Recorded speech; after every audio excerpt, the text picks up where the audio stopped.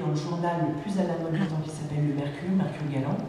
Le Mercure va faire la même chose pour l'ambassade de Mehmet Efendi, et donc ils vont insister sur les montures, sur les vêtements qui sont même appliqués sur les chevaux, sur les vêtements des Turcs, sur leurs turbans, sur la qualité des tissus, sur les métaux précieux qui sont appliqués sur ces tissus, sur les bijoux. Et ça va absolument piquer la curiosité des contemporains.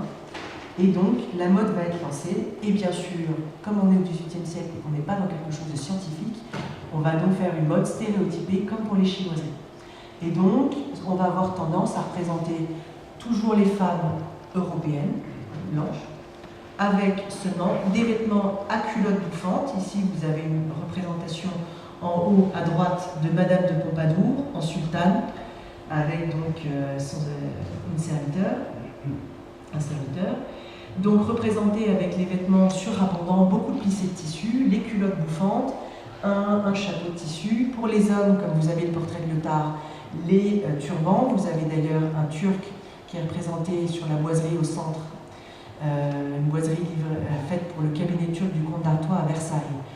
Le stéréotype parfait, un Turc c'est quelqu'un de très petit, avec une énorme tête, le turban, le petit chapeau rouge, les culottes bouffantes, et puis bien sûr les chaussures à pointues, mais vraiment très pointues.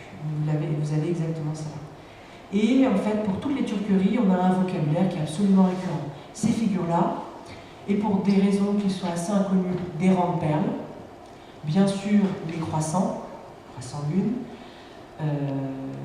les dromadaires, les autruches, et puis les sabres.